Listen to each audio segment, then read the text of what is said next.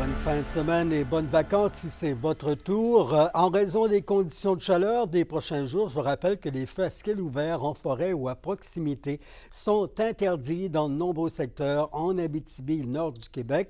Les MRC de Rouyn-Noranda, Abitibi-Ouest, Abitibi, Vallée-de-l'Or et la Jamésie-Eyo-Itchi sont concernés. La mesure est entrée en vigueur à 8 heures ce matin, on vous rappelle. À Macamic, le projet de la Maison des aînés et alternative est lancé. C'est ce matin que la première pelletée de terre a été réalisée et qu'Émilia Laliberté y était. C'est une nouvelle étape de franchie pour la future Maison des aînés et alternative de Macamic. On vient de faire la première pelletée de terre pour un beau projet, la construction de la Maison des aînés de Macamic, un projet de tout près de 125 millions. En tout, l'infrastructure va comprendre 98 chambres individuelles divisées en 7 unités distinctes. L'une de ces sections sera d'ailleurs réservée à 14 personnes ayant des déficiences intellectuelles ou des besoins particuliers. Une première dans la région et ça, on est bien content. À l'intérieur du CHSLD actuel de Macamic, on a développé une telle unité avec l'environnement qui nous permettait de le faire, mais avec la nouvelle construction, là, on a réellement une unité complètement adaptée pour ce type de clientèle-là. Le projet était attendu par la population d'Abitibi-Ouest depuis un bon nombre d'années déjà. Depuis même, il y a plus de 12 ou 15 ans, c'est un besoin qui est exprimé pour assurer la sécurité des résidents, pour assurer un environnement qui est propice aussi à leur offrir un milieu de vie tel qu'on le souhaite et donc pouvoir transférer les résidents actuels du CHSLD de Macamic vers une nouvelle installation. L'hôpital qu'on avait déjà est tout désuet, puis il y a de plus en plus de personnes âgées qui vont nécessiter ces soins-là. Le 6 de l'Abitibi-Témiscamingue confirme que l'édifice du CHSLD sera occupé autrement. C'est certain que ce ne sera pas de l'hébergement permanent. Par contre, il y a toute la vocation de la réadaptation qui est déjà bien développée dans le CHSLD ici de Macamic. Réadaptation à la fois pour la population locale, mais à la fois de la réadaptation intensive régionale. Et ça, on va s'assurer de le déployer correctement en aussi adaptant mieux les espaces, là, puisqu'on en aura davantage. Les travaux qui s'amorcent devraient donc être terminés d'ici 2 à 3 ans, soit à l'été 2027. Emilia Laliberté, RNC Nouvelles, à Macamic. J'aimerais ce genre de chapeau. La presqu'île du lac Ossisco à Rouyn-Noranda aura bientôt un nouveau visage. Un important investissement, 2 400 000 $ est attendu et ça va devenir dans les prochains mois la place Réal-Lacombe en l'honneur de l'ancien directeur régional de la santé publique. Les travaux de réfection du site culturel prévus fin été 2025 auront lieu à temps pour les festivités du 100e anniversaire de Rouyn-Noranda dans 2 ans. Le festival H2O à Amos se poursuit en fin de semaine. Ce soir, soirée country sur la scène de l'Agora naturelle. En première partie, Julie Duguay and the Northwest Country Band, suivi de Matt Lang et ses invités. Plus d'une quarantaine d'activités familiales gratuites sont toujours offertes et les sportifs ont droit à la course L'Express H2O. C'est dimanche dès 7h30 le matin. Des épreuves de 5 et 10 km sont prévues. C'est pas tout dans le monde du sport. Le club Héraclès de Rouyn-Noranda reçoit en fin de semaine les championnats canadiens Masters 2024 d'haltérophilie. 120 athlètes de partout au Canada, dont pas moins de 11 de chez nous. On vous attend au Cégep à Rouyn-Noranda, tout comme Alexandre Cabana y était.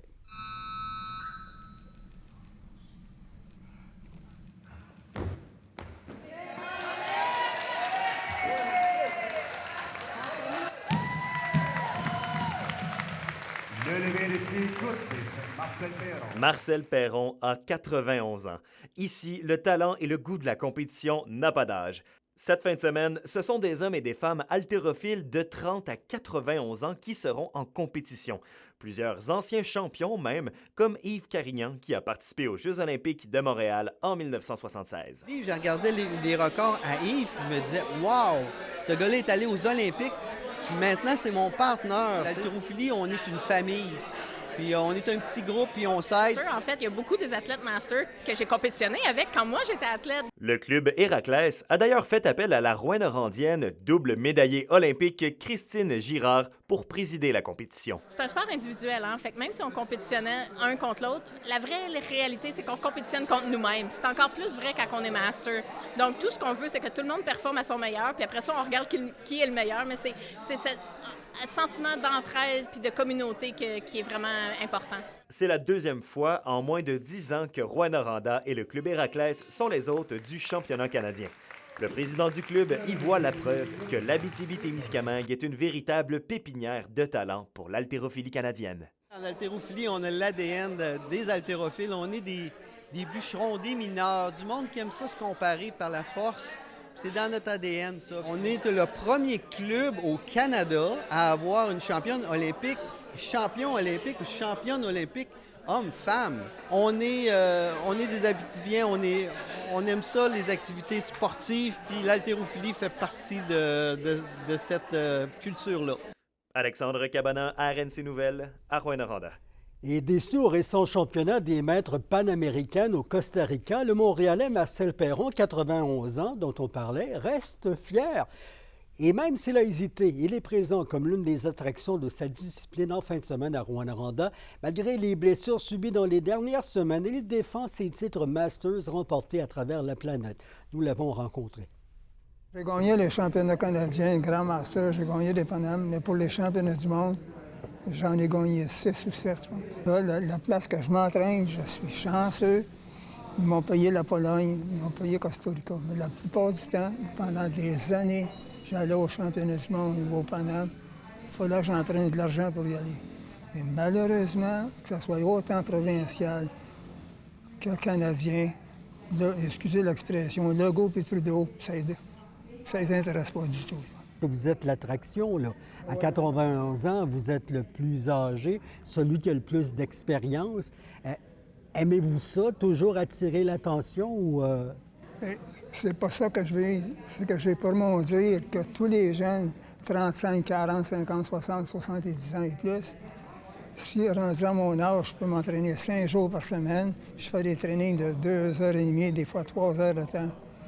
Ça les encourage. J'ai 600 mouvements à faire. Je les fais à tous les matins, c'est 7 jours par semaine. Je fais ça avant mon training. À Genève, j'ai 2h30 ou 3 heures à faire.